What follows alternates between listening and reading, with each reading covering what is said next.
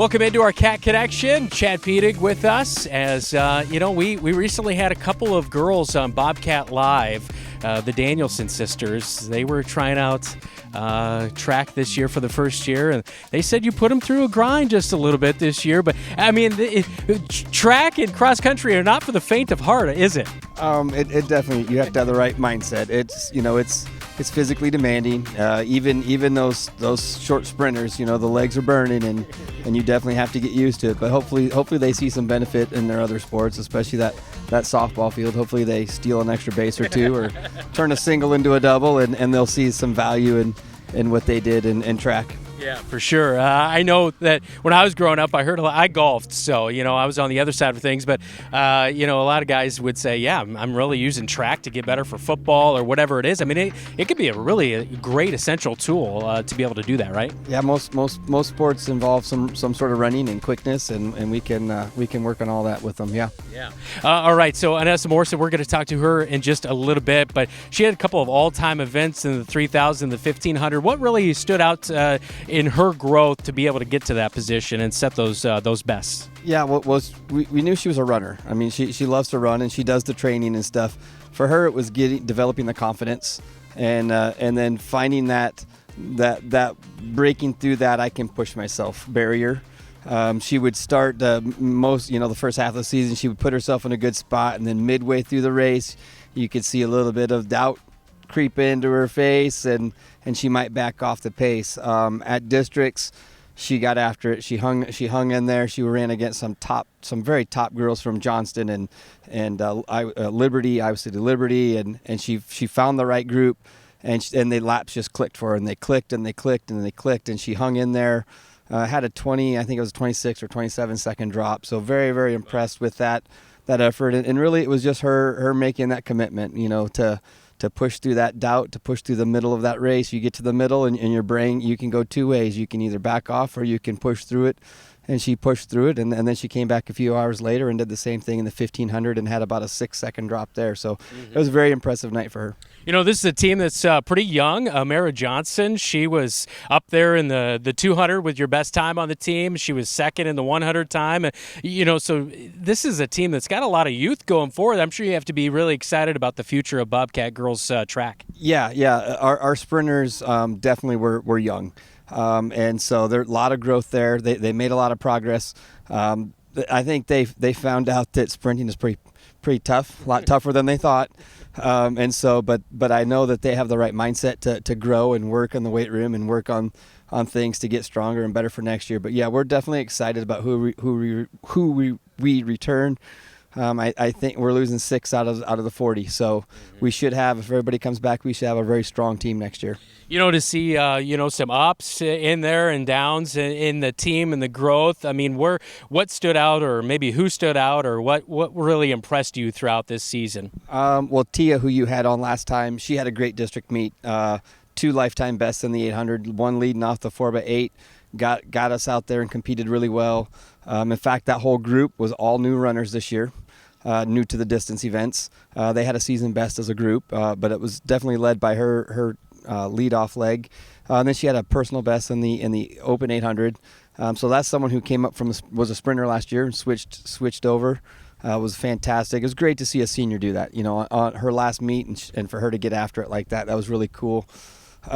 Not only that, but she was running shorts last year and went to long races, right? Yeah. So she completely switched distances and caught on to it, and she just really was someone that we could move around in that lineup. We could say, hey, I'm going to put you here, I'm going to put you here, and she never balked at it. She just said, yep, I'll go do that, I'll go give that a try, and so that was a great effort from her and from that senior. And I liked the growth that we made. I thought the conference meet was the night for the sprinters. We had fantastics. All of our relays had season bests at the conference meet, at the Iowa Alliance conference meet. We weren't able to duplicate that at districts, unfortunately. But that night when we walked off that track, we as a staff, we told them that there's your potential.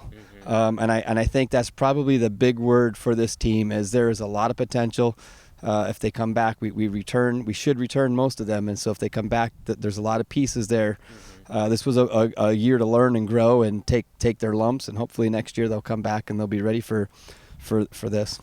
Chad Peatig, head coach for the girls track team. Last question for you, Coach. What's next for you? Are you already getting the calendar turned, getting ready for cross country? So there might be some cross country workouts on the laptop already. I got one screen for track, finishing up the end of the year stuff, and we're already looking at cross country, and of course we have a good group coming back for that, and they're already stopping in 3 of them stopped in today to talk already about cross country. So, yeah, we'll take a little bit of a break here. My wife will like it if I take a little bit of a break, but yeah, we're already looking towards that fall.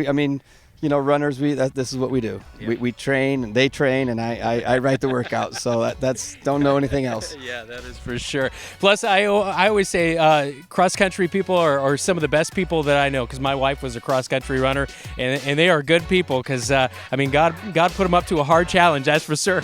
Yeah, well, we'll appreciate that. And I'm sure your wife appreciates that compliment too. So yeah. Thanks for the time as always, Chad. Thank you, appreciate it. Right. Chad Peatig. We'll talk to Anessa Morrison coming up.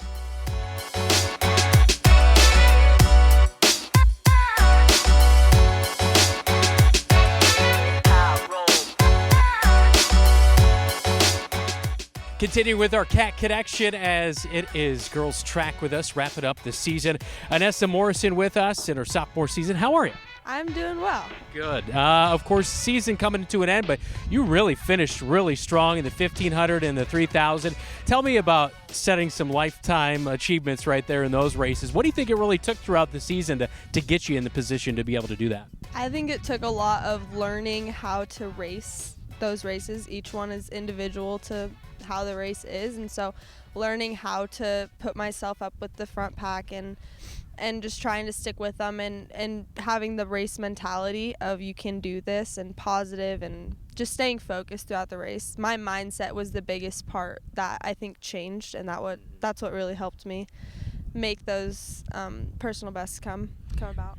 You talk about that, and obviously you have to be a good athlete and you have to be able to run and the endurance and everything, but it is mind over matter, right? I mean, you really have to have that mindset to be like, hey, I got to push myself, right? Yeah, if you don't put in all the miles beforehand, obviously that's going to have a toll, but even you can put in all those miles, and if you're not ready to race, they're not going to pay off. So it was important to have the balance of making sure I'm training a lot, but also being ready to race on race day and being ready to put it all out there. So typically, how much time in between for track people, people who aren't track people, how much time is in between those two races for you usually?